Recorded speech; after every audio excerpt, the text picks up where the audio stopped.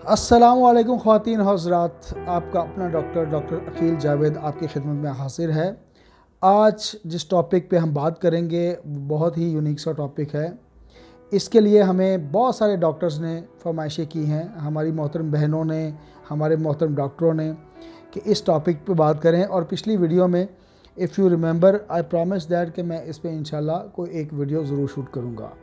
तो आइए देखते हैं कि आज का टॉपिक क्या है। आज का टॉपिक आपकी स्क्रीन पर। तो ख़वातीन व हज़रात, टॉपिक है एंडोमेट्रियोसिस। अब एंडोमेट्रियोसिस क्या है, इसकी डिटेल में जाते हैं कि ये क्यों होता है और इनकी मतलब किस वजह है और ये है क्या। पहले समझने की कोशिश करते हैं कि ये क्या चीज़ है, उसके बाद हम इसकी कॉज में जाएंगे और फिर प्रोग्राम के फॉर्मूले के मुताबिक इंशाल्लाह सोन चलते रहेंगे। बेसिकली जो बैज़ादानी है इसमें एक लाइनिंग होती है, इसका नाम है एंडोमेटीरियल। तो एंडोमेटीरियल एक लाइनिंग होती है जो कि बैज़ादानी के सेंट्रल वाली साइड पे तकरीबन होती है। और ये होती क्या है, इसमें बेसिकली कुछ टिश्यूज़ होते हैं, कुछ ब्लड्स का कंपोजिशन है, इसके अलावा ग्लैंड्स हैं।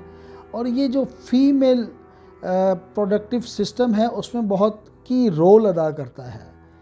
ये जो एंडोमेटीरियल लाइनिंग है, इसकी वजह से जो फीमेल रिप्रोडक्टिव यानी कि अफजाइश नस्ल का जो किरदार है उसमें ये बहुत अहम किरदार अदा करता है। अगर ये ना हो यानी कि एंडोमेटीरियल ना हो, लाइनिंग ना हो, तो अफजाइश नस्ल का जो सिस्टम है या जो मेंस्ट्रुअल साइकिल है ख़वातीन में, वो ना हो और वो परफॉर्मेंस उसकी ना हो सके। जब ये एंडोमेटीरियल लाइनिंग से आउट जाके को बैज़ादानी बनती है या मतलब फ्लोपिन ट्यूब की तरफ या ओवरी में जाके ये बनती है, then it is called endometriosis. तो ख़वातीन हज़रात,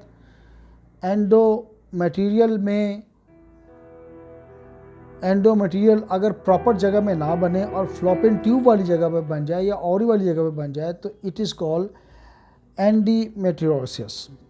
तो ये है इसकी वजूहात। अब ज़ाहिर है वजूहात हैं तो उसके बाद कॉजेज़ होंगी, कोई वजह होगी जिसकी वजह से ये बनता है।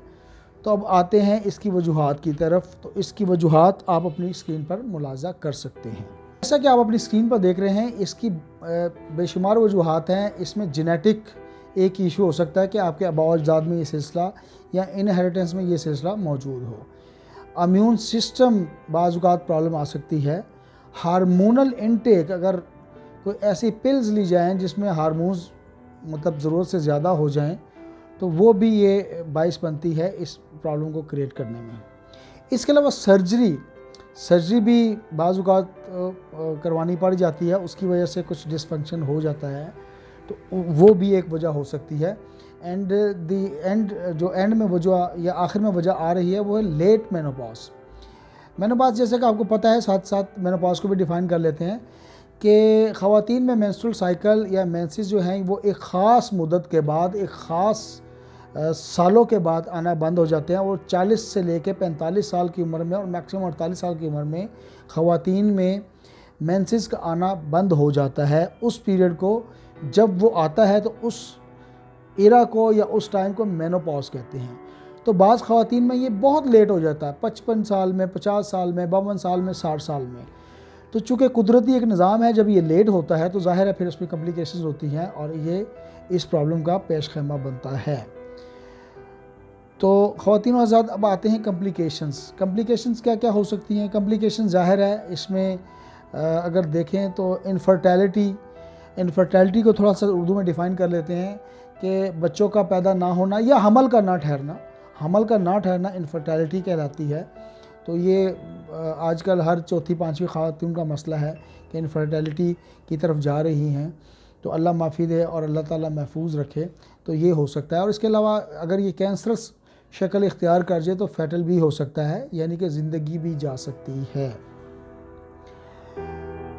ख़वातीन हज़रात, कम्प्लिकेशंस के बाद हमारे फॉर्मेट के मुताबिक आते हैं सिम्टम्स की तरफ। अगर सिम्टम्स को देखें आप स्क्रीन पर, तो सबसे पहली सिम्टम्स और सबसे फोरमोस्ट डिस्मेनोरिया का इसमें इशू हो सकता है। डिस्मेनोरिया बहुत कॉमन है। अगर ये प्रॉब्लम आपको के साथ चल रही है या किसी खुदा न खास्ता किसी पेशेंट के साथ चल रही है तो डिस्मेनोरिया अगर उर्दू में देखें तो जो दर्द भरे हैज़ होते हैं या मेंसेस होते हैं उसको डिस्मेनोरिया कहते हैं।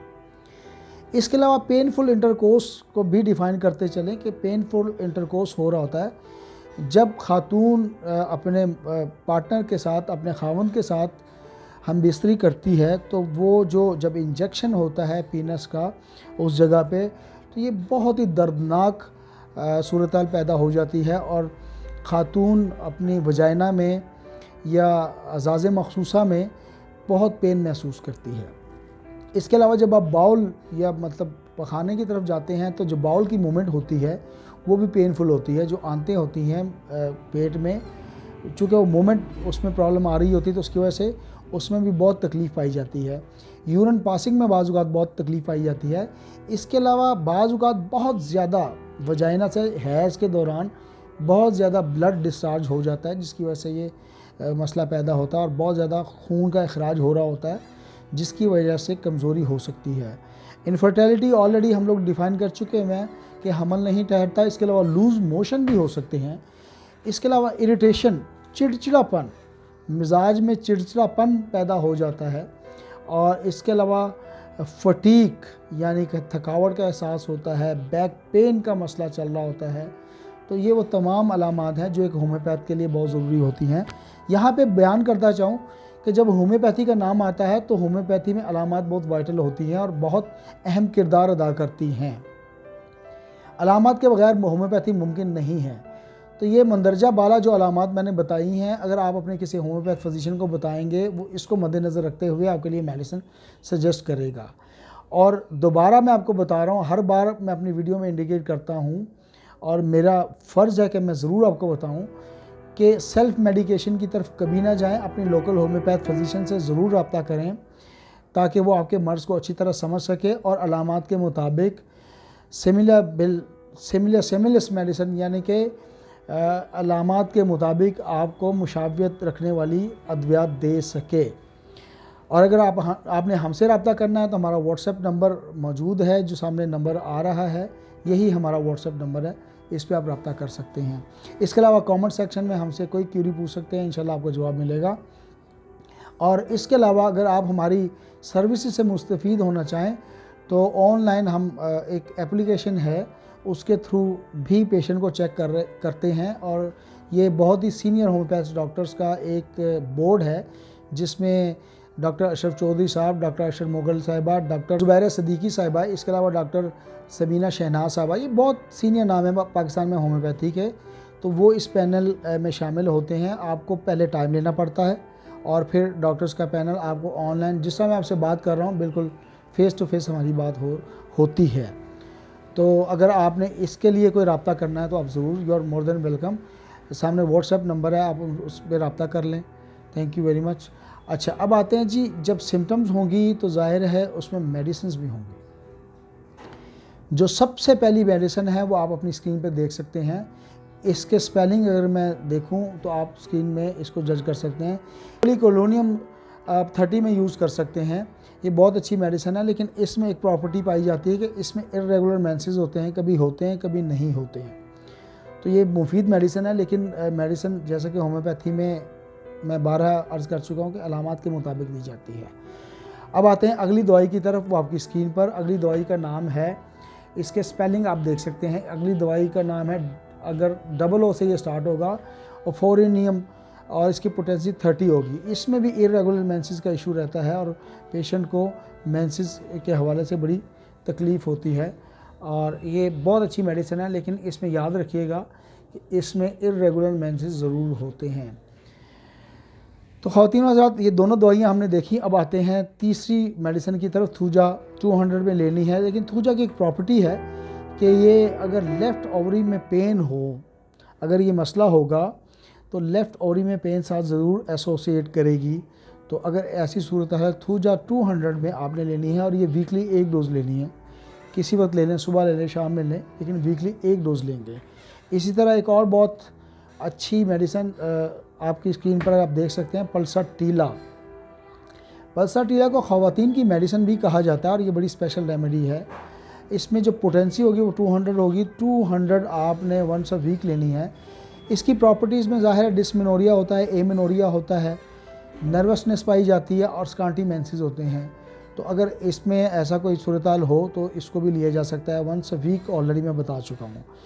इसके बाद कलकेरिया फ्लोर आप इसको चेक कर सकते हैं अपनी स्क्रीन पर। 6x में आपने लेनी है, 3 टाइम ए डे चलेगी।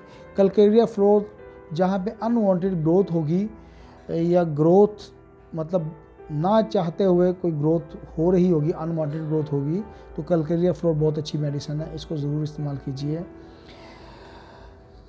आपके कमेंट हमारे लिए बहुत किरदार अदा करते हैं और आप ज़रूर अगर आपको पसंद आया हमारी वीडियो तो इसको लाइक भी करें, उसको आगे फॉरवर्ड भी करें ताकि लोग इसको पसंद करें, उसको रेफरेंस दें ताकि सफ़रिंग ह्यूमैनिटी इसमें मुस्तफ़ीद हो सके। तो ख़वातीन व हज़रात, कैसी लगी आपको हमारी वीडियो? अगर पसंद आई है तो इसको लाइक ज़रूर कीजिए। इसके अलावा हमारे चैनल AJ Health TV को सब्सक्राइब ज़रूर कीजिए ताकि जैसे ही हम ऐसी और वीडियो अपलोड करें तो उसका नोटिफिकेशन आपको मिल जाए। बहुत शुक्रिया। Doctor Aqeel Javed, AJ Health TV, Lahore, Pakistan.